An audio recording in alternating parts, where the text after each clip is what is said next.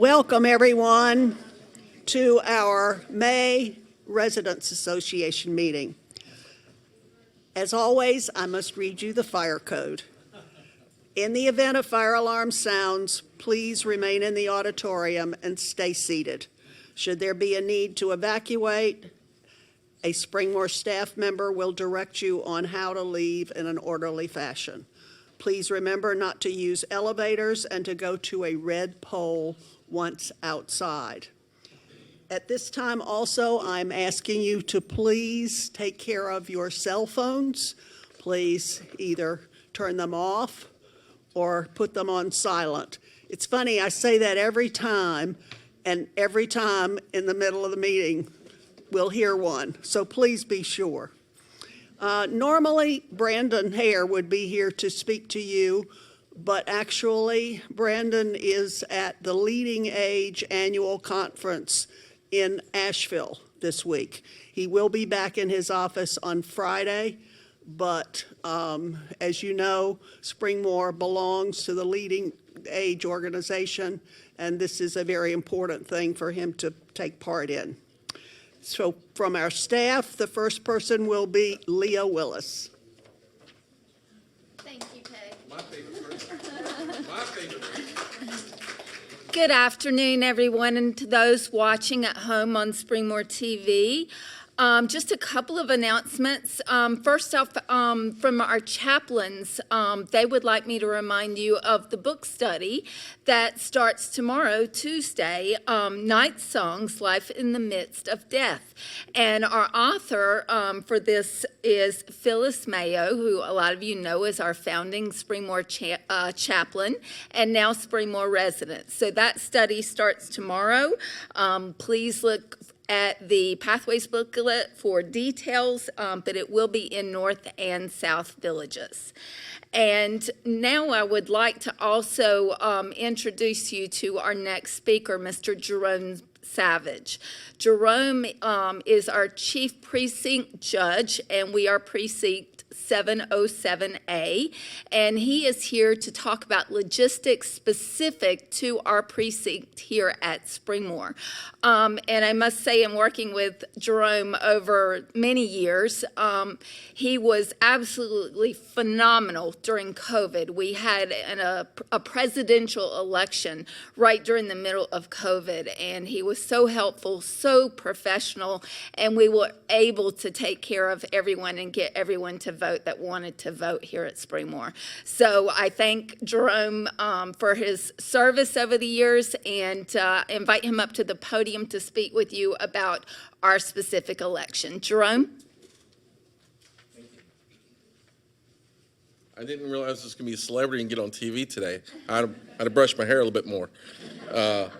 I am still Jerome Savage, and I see a lot of familiar faces, so it's nice to be back here at Springmore. It's a privilege for me, and I know, don't get me teared up, for some of the people that I serve with to help bring democracy and see faithful citizens practice the privilege to vote here at Springmore. I enjoy what I do. We have a lot of volunteers that do it, and most of them are residents here with you. I just want to recap, maybe if there's folks that are new or don't remember, but 2 years ago, we made the change from being down in the Great Hall to up to this room. It fits your community so much better. It allows for a lot more movement and flow. And I just wanted to make sure people knew that when we have the primary in May, everyone's going to enter from one door. We're going to come in here, and we have the line usually wraps around as people wait in line, come in, and the very first table is registration. And it's a law. We're required to ask for your name and your address. And after you check in at the registration table, you move over to the ballot table. And because it's a primary, there's going to be 2 different ballot styles, which I believe has been published on your portal, so you get an opportunity to see the sample and know what's going to be available to vote on. And then you proceed, and there's lots of tables for people can sit down and get comfortable, and we're not going to rush you. We will help you if there's any problems. we actually have two special machines called an Automark that if you have any vision or hearing problems, you can sit at the machine and it will amplify it, blow it up, and make it nice and big and easy to read. And when you press the options, it will actually even do the little circle for you. And it will make sure that your vote counts, because if you don't do the circle just right, sometimes the machine won't read it and you'll have to take it back out and do it again. And I can tell you, it can get frustrating if you've done it 2 or 3 times on a long ballot. You might just say, well, I don't want to do this. Well, I want you to vote, and I want you to be here, and we're going to help make sure that your vote counts and that you get the assistance you need. So we're here for you. And then when you're done, you exit, and the tabulator goes in, and there's always someone there. And we get the biggest complaints from people thinking someone's trying to look over their shoulder or influence their voting. There's a person there just because it's a machine. And if you've ever dealt with a machine, sometimes they don't behave right. And it's not your fault. They'll just not take it and start beeping. And the person's there just to make sure that if there's any problems, sometimes they flip it over, or if there's a bend, they just want to make sure it goes in the machine and counts. And then if it does count, they'll tell you, and they'll give you a little sticker that says, I voted. And that's the whole process. It's not hard. But we just want to make sure that it goes smooth and no one has problems or questions. And we try to get here real early. I'll be here before 6 o'clock on Tuesday to make sure it opens on time at 6:30, and it'll go all the way to 7:30. And we see the most traffic in the morning at breakfast, and more people at lunch, and some people still come out at dinner. And we are going to have some visitors from Abbott's Woods. I've already talked to their facilities. They're going to bring some people over in the morning and the afternoon, and we're hoping that it's all balanced and staggered out and there's not a lot of lines. But it is busier at the mealtime. So I'm just telling you that in advance. But I just wanted to make sure that I came and you saw a face, and maybe you'll see me and things will go smooth. And is there any questions about how voting happens here at Abbott, at Springmore? Thank you for being here. We want all our votes to count. Amen. Am I allowed to say that? Can you say that anymore? Okay. I have a question, but not relative to the voting per se, but how do we get information about the candidates for those of us that have been here for 2.5 years and really know so little about them? This might go in a gray area. Voters publication here? So I don't want to speak about, I can just say vote411.com is the League of Women Voters website, and it's got, I'm wearing that hat right now, and they have answers from any candidates who've provided them on that form, and you can do it by district, so it should be your candidates. The website again? Vote411.org. but not to be partisan in any way possible. If you go to Wake County Board of Elections, there's a website, and it explains, and you can look yourself up, and it'll say, in Wake County, the way you vote and what appears on your ballot is specific to you, your address, and because it's primary, the party you're affiliated with. And the best thing to do is to go there in a nonpartisan way and just see who's available first, and then you should do whatever research you want individually. But That's on the portal. So you have the samples, and that will help. But I have gotten one little exception. This is a thing that causes a lot of pain, a lot of difficulties. A lot of people get frustrated. I've talked to Gary Sims, who's the director of all Wake County elections. If you live here at Springmore, regardless of your address, because you can move around from independent living to the main location, and you can go into healthcare, technically every time you move, your address changes. But all of them resolve to the same precinct and is the same ballot. And all that changing around is just logistics, and I'm sure it's important. It does not affect which ballot you get and what you can vote for. That's often caused a lot of delays and stress on election day. So he has informed me that if we have that problem on election day, you can take something home and fill out your change of address, and you do not have to deal with a long line and deal with it on election day. If that helps the stress and logistics, because the longer it takes to vote, the longer the line will be. So I did ask for that, and we got some extra equipment that should really help things move through. People might want to know if they're not affiliated with the party, they come in, and I'll let you tell how that works. So if you're not affiliated, you still have to pick a ballot, because the whole point of a primary is to eliminate candidates. You don't have a primary unless you have too many people to get onto the general election in November.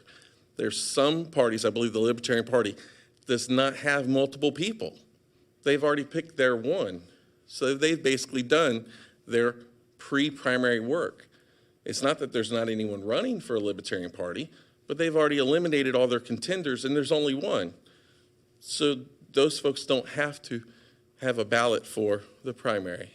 And then when you say you're a Democrat, that doesn't mean, You're not declaring or doing a party change. You're just saying today, that day, you would like that style of ballot to vote from. And you could still change and to vote something different in November, correct? She says I'm correct. Okay. Thank So we good? Thank you. Okay. What was the precinct number again? Precinct. 707A. 0707A. Because you're so special, they put an A in the name. What is the congressional district? Oh. They keep on changing. It'll show up on the ballot. Read the sample ballot she put on the portal. And let me just say this on the microphone. On the portal, in the apps or the modules section, look under documents, and there is a subfolder entitled Wake County Board of Elections May 17th Primary Information. And there's a video in there that you can watch that's very good. There are sample ballots, a Democrat and a Republican sample ballot. So that all of that information is right there under the documents section on the portal. Thank you.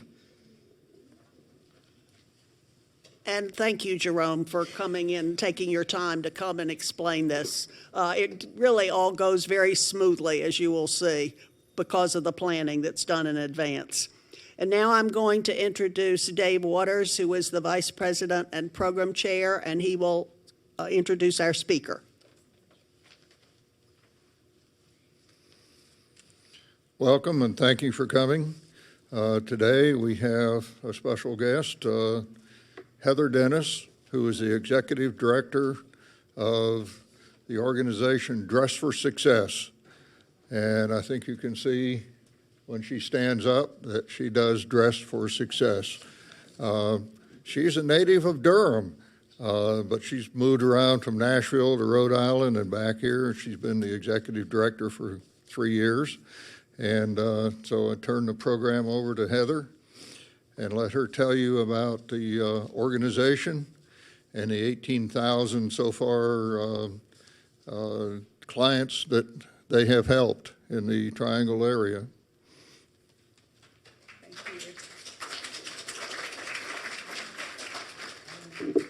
Good afternoon, everyone. Thank you for that introduction, and thank you all for having me here. It is an honor to talk about the work that I do because I enjoy it so much. So thank you for giving me that opportunity. Let's see. I love this fancy technology. So as you can see, our mission is pretty simple. We are here to help women who are unemployed or underemployed gain what they need to resolve that. And we do that in quite a few different ways.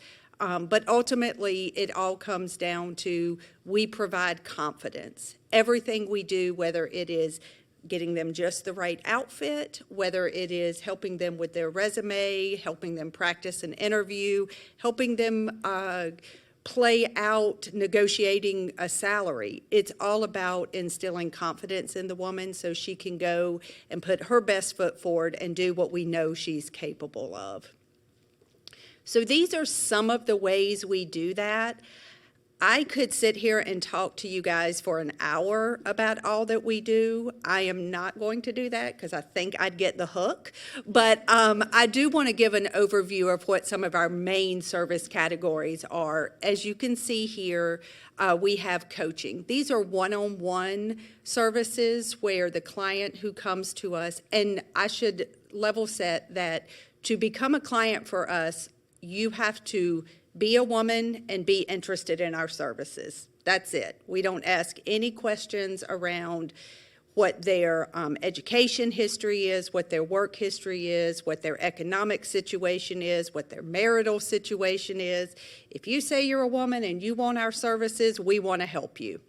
And all of our services are offered to those women at no charge to the women. I'm going to get to how we make that happen in a little bit, but those are usually the key points. We don't want anyone not to come to us because they think they're not the right person for us. Anyone who is a woman who's interested in our help is the right woman for us. So coaching is that woman comes to us and we partner her up with one of our amazing volunteers. We have about 800 of them. We could not operate without them. And these volunteers have usually a background in either the corporate world or HR specifically, where they've done a lot of interviewing, or they have a background where they are really snazzy dressers and know how to help a woman pick out an outfit for an interview.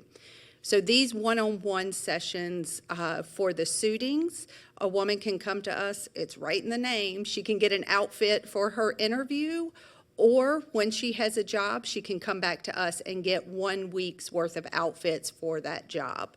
Those two things are so important because, one, I promise you, I thought about what I was wearing before I came here today. Everybody has that outfit that they feel just so right in, right? That's really important to the woman when she's going to an interview.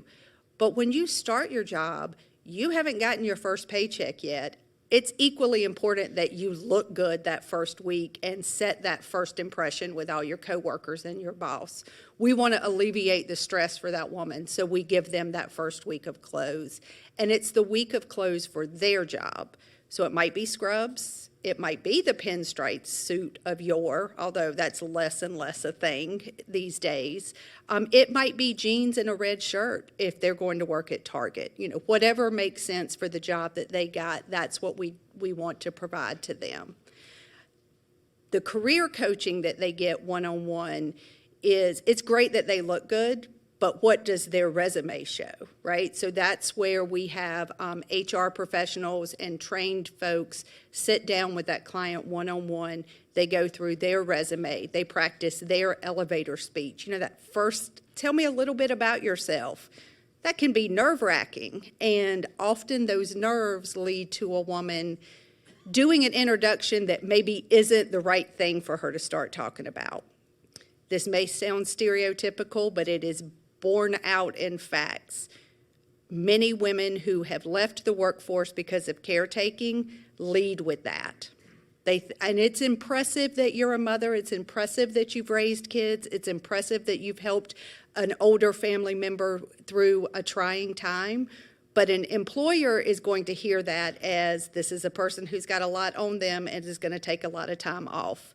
So those coaches work with those women to coach them through telling the right story from the very beginning in that elevator speech. They go through the resume. If the woman's not quite there yet, maybe they go through the job search process. We have, I can say, again, I started this job 3 years ago. The job search I did 3 years ago is vastly different than the job search today because of the pandemic and how much is virtual now. And, you know, it's just the world changes all the time. So if somebody has been out of the job force for 5 years or has had one job for 15 years and finds themselves having to change, they need that one-on-one help. You can go to coaching as many times as you need to. There is no limit on that. Some women may go to it once, get that polished up resume, go out, find a job, and they are happy with where they're at. Other women may need 3 or 4. You know, one is the resume, one is the job search. Maybe they come back to us to negotiate the salary once they get the offer. You know, we help them through that process. We have success stories of women who have successfully negotiated a $5,000 increase, a sign-on bonus, extra benefits. I mean, these are material differences that pay off for that woman, not just in the original paycheck, but, you know, raises are based on what you already make. So 3% every time of $5,000 more really does add up through the years. For women that need something a little more than that one-on-one coaching, we do have our job acquisition class. This is a multi-week class that really goes back even further than the job search. It starts by identifying the woman's strengths and helping her figure out a career path based on that. It is a much deeper dive. Many of these women may not even have a resume, so we have to start from scratch there. It is 8 classes with a variety of presenters that come in that work on a lot of the different parts of job acquisition. We are thrilled that we have an 82% success rate. That is 82% of the women who start that class have a job within 90 days of completing that class. So we are very proud of that statistic, so you'll hear it anytime you hear one of us speak. For women that are maybe somewhere in there, or women who are employed but are underemployed, you know, they want something more than they have. They want a different career path than they have. We have our career development workshops. They take a variety of, they look a lot of different ways depending on what the piece of the career development they're working on. But one that is particularly meaningful and successful right now is our career pathways. And what we have figured out, look, everybody knows we have been, the world changed a lot over the last 2 years, and it's continuing to change a lot. 2 years ago, the story was everybody is unemployed, and women felt that worst, and women of color worst of anyone, right? Well, then we have transitioned as we've gotten used to the pandemic. I won't say we're on the other side of it yet, but as we've gotten used to it, we now see ourselves in a labor market where finding a job isn't necessarily the hard part. Finding the right job or the job you want is. It is definitely an employee's market now. But what we are seeing is a lot of women want a different job than what they have. The industries that were impacted by the pandemic were largely female. Retail, hospitality, some of these businesses that either haven't quite come back or have come back in such a different way that those career paths aren't there. Those are women who are coming to us saying, I have to work and I need to make X number of dollars because that's what my lifestyle is built around, but I don't want to be the manager of a Lane Bryant anymore, or I can't be because they've closed down my store because everybody's shopping online now. What do I need to do? How do I get from this career path, which I thought up until 2 years ago was a secure one, to a new career path? And that's what Career Pathways is about. It is identifying the skills you have that are transferable and working with you to find a way into that new industry laterally, not starting all over again at beginning salaries. We have created that with the support of our corporate partners. And we have great corporate partners, but they're not doing that out of the goodness of their heart. They need the employees. They see us as a conduit to the people, and the people see us as a conduit to the corporations.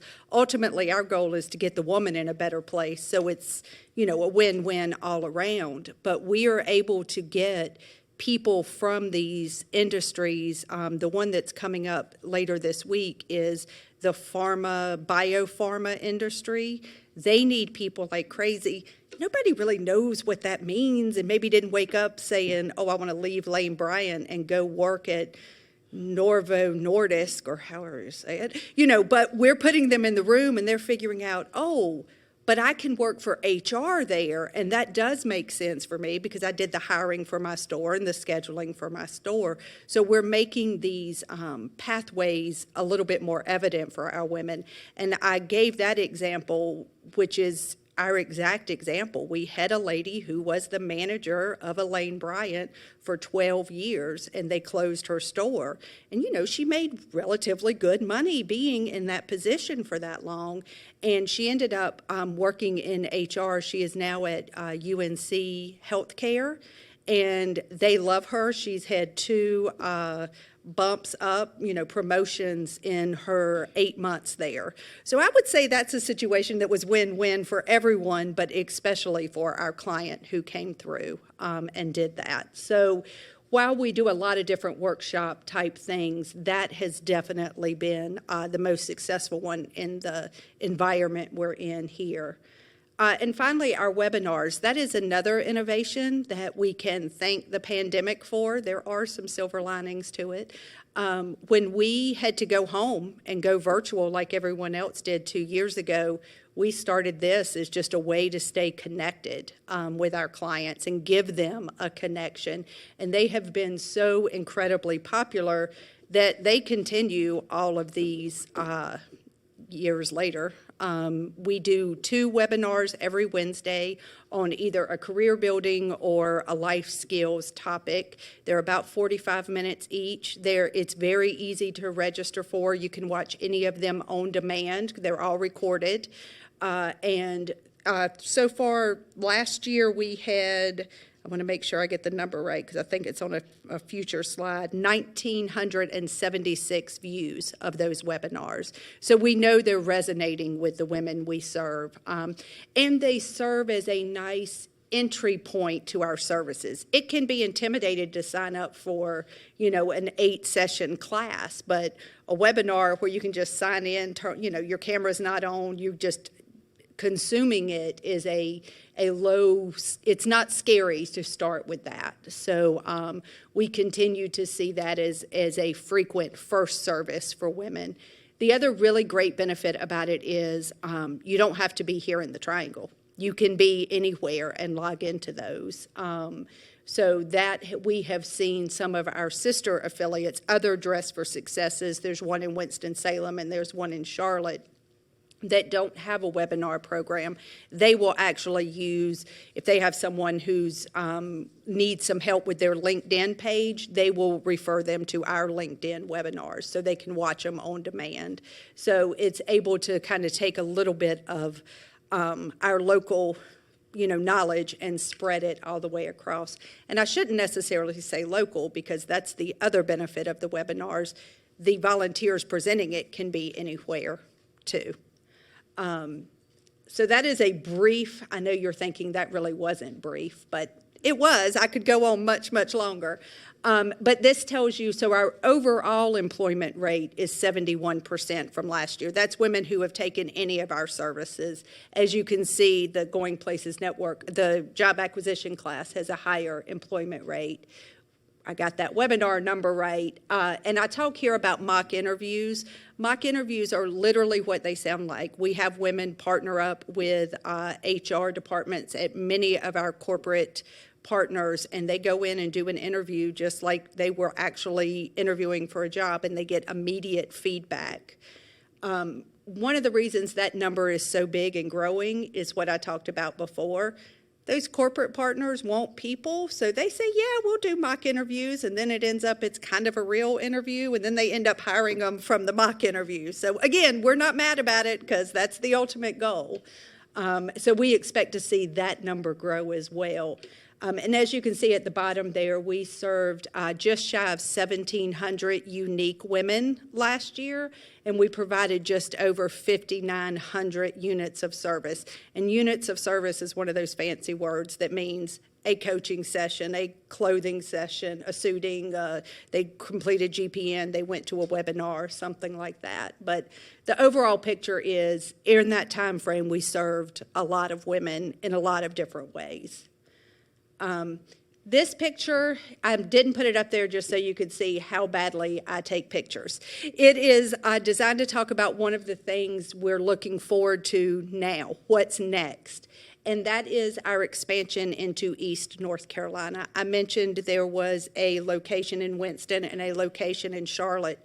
There's nothing in the eastern part of the states. And I know not everybody in this room is a native, but traditionally there are spots in the eastern part and spots down east where the need is greater than it is in the triangle as a whole. And so it is our hope that we can help with that. We were fortunate to get a little funding to help open up a pilot location in the eastern part of the state. And through a selection process, we landed in Wilson, North Carolina. It is a interesting combination of there is a university there, there's a community college there, there are a lot of employers there, and there are a lot of people there who need to work. And we feel like we can help bring those disparate parts together and make a difference in that community. So stay tuned for fun news coming there. We just had a meeting today that I think is going to be very exciting about that. But I just wanted to share that since we were talking about what we've done and what's coming next. So how can you get involved? How can you help? Well, there's a couple of things, and this is the slide I was talking about when I was saying how we're able to do what we do without charging the clients. The number one thing is that third line there is volunteers. 99.99% of our client-facing services are done by volunteers. If we had to pay them, we would serve about 4 people and be shut down for the year. We are extremely fortunate to have the volunteer support that we have and dedication. You'll see the second one, shop our sales and attend our events. I know we have some shoppers here in the room. I can tell you I am wearing everything I have on except for my shoes came from one of our sales. Down to my jewelry. So how do we have sales? How do we clothe our clients? We have donations of clothing from our boutiques, our retail partners, and individuals in the community. I did bring some flyers with what those dates are if anyone is interested. There's some in the back if anybody is. We will get them to you on the way out. But over the course of a year, we get about 500,000 pieces of clothing donated to us at our location. So volunteers go through and sort all of those clothing into, the first sort is this something that's usable for anyone? You know, people have good hearts, but sometimes we get things that have holes or, you know, just aren't usable for anyone. That first sort of non-usable clothes goes to a fabric recycler who pays us for it and then turns it into some fancy insulation for electronics. I don't know. I get a nickel a pound. That's as far as my knowledge about it goes. And then anything that makes it through that call, the first cut goes to clients, right? So is it something that would be appropriate for an interview? Is it in good enough shape that we would think a client needs it, and is it in a size that we are not already overrun with? We only have so much space, so we can only have so many size 12 black pants. Anything that is in excess of that level, or anything that's probably not going to be client appropriate, we get full-length sequined gowns. We're not putting women in the jobs that they would wear that outfit for, right? So all of that clothing that is left goes to our boutique sales. We have 5 or 6 a year. They're held either at our Raleigh location or somewhere, usually in Durham, where we're able to get free space. We were always at Northgate Mall, but then they closed the mall. So we have been looking for other space around. Our next sale is in 2 weeks. It is May 20th and 21st at New Hope Commons, which is 15501 kind of Durham going into Chapel Hill. So again, I know there are some shoppers in the room, so that's why I mentioned all of that. It's a place to get great clothes at really reasonable prices, and you can feel good about shopping because all the money goes to such a good cause. All the proceeds come back to support our services. Obviously financial donations we never turn down. I'm not asking for them in this room. I'm just pointing out that you can't pay your power bill with a dress. So we never turn those down. And I've joked a couple of times about our corporate support. We really do have phenomenal support from them financially and other ways, individual funders. And we have a variety of fundraising events, including this one. In a couple of weeks, we are doing a fashion show at Briar Creek. So we do a variety of those things to provide the funding that we need to serve the women. And it is fun to go to a gala. It's not always fun to put one on, but it's fun to go to one. It's fun to go to a fashion show or a luncheon. It's fun to shop. But ultimately, all of that fun is designed to provide the funding, to provide the services to the women so they can then make enough money and they can come shop at our sales and they can go to our galas and they can help the next level of women behind them. So that was a lot that I just threw out there. I'll be happy to pause for any questions or if there's anything you thought I would talk about that I didn't.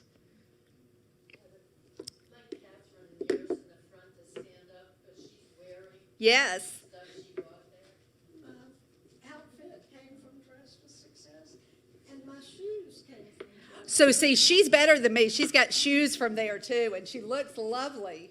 and a scarf. Oh, that is cute. And I can say we do purses too. I got this purse at the last sale. So we really will do soup to nuts. You can have it all if you come shopping with us. Thank you for sharing. Yes, ma'am. Physical location, you donate clothes. There are two places you can donate. One is on Tillery Place in Raleigh, and that's right off of Capitol Boulevard, kind of over there where the food bank is and all of that. And then in Durham, we are on the Guest Road side. There is a bit of a strip mall in the parking lot of Northgate Mall on the Guest Road side. And the actual address is on the flyer. And I believe there are some congregations that do it as part of their. There are. I'm not going to be able to speak eloquently to which ones are, but yeah, there are a couple of churches where either they gather and deliver it to us on one of those donation days, or a volunteer who is a congregant at that church brings it to us. I think you might want to mention that there are just specific Yes. donation days that can't be dropped off. Absolutely. There are designated donation days. Pre-COVID, we took it 3 days a week because there was always someone there at the facilities. Since COVID, we have not been staffed as consistently in the offices. And also, the way we ask folk to package the donations changed as a result of COVID. We have everything in a box because then it's not as intermingled. I think we'll probably revisit that at the end of this year, but that policy started when we thought COVID lived forever on clothing, and it had to be like, remember when we were putting our groceries outside and wiping down boxes? It was during that time. So we may revisit that at the end of this year, but the next donation day is May 14th. Is that right? Oh, good memory. May 14th at both of those locations. Yes, sir. Why are you limited only to women? So that is a question we get a lot. There are other organizations that serve men. So we know that that is a need that's being met by others. But Dress for Success was founded by women to address those barriers that are very specific to women. Everybody has a hard time finding a job in certain economies and certain labor markets. But women traditionally have a second layer of barriers, and we saw that play out again at the beginning of the pandemic. It was the majority of the parents who quit their job to go home when kids were sent home from school and were having to work from home, women. When a family member needs extra care, and so somebody has to quit their job to provide that, women are expected to do that. Women are generally the ones that are having babies and take maternity leave and find themselves behind in their career trajectory because of that. So when Dress for Success was founded, it was address those barriers first, and so that has remained the focus. I think if we get to a place where there is no wage gap and there are no additional barriers and expectations on women, we would change that. But unfortunately, I don't see that happening in the next 10 years, so apparently I have a little more job security than I would want. But that is the idea behind it. And we do work closely with a couple of organizations, one of which is Step Up Ministries, and they provide both workforce development and other life skills training for men and women, and they bring their women to us for clothing, but they provide clothing for the men. You know, they have that service. There's also Fathers Forever, which serves just men, and they have a clothing closet and do some other services as well. So we're very good here in the Triangle. I say that as someone who's worked in a couple of different communities. The Triangle is better than most areas I've been in about making sure that we don't duplicate services, that we stick to our lane, and if somebody else is doing it, we don't want to take over. So we work very closely with those organizations as well. So, great question. Thank you all again for having me. This was wonderful.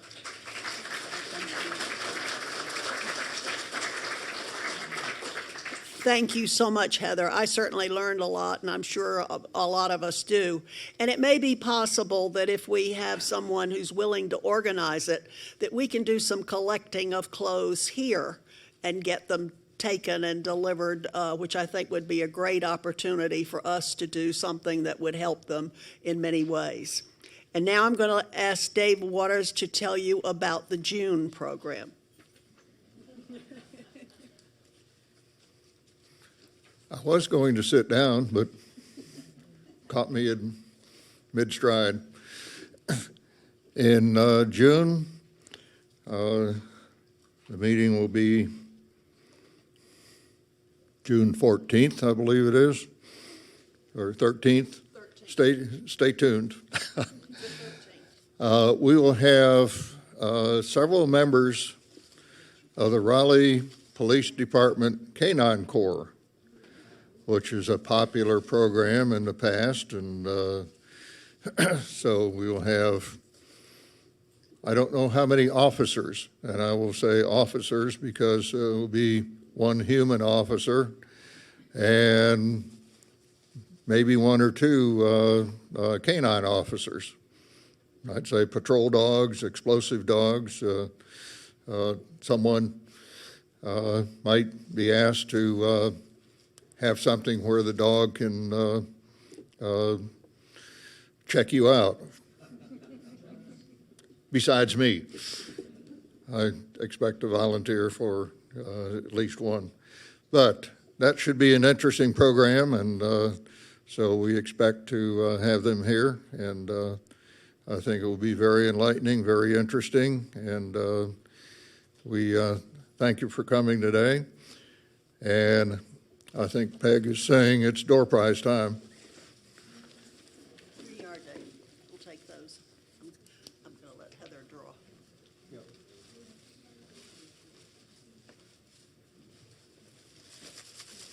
Okay, Heather. Draw one. Here's where everybody in the room hates me but one person. There we go. Who likes me? And the number is 773-5821. Looks like right there in the middle. Pat Gessner.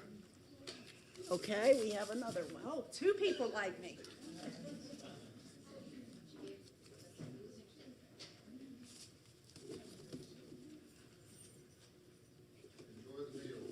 And this one is 776-9999.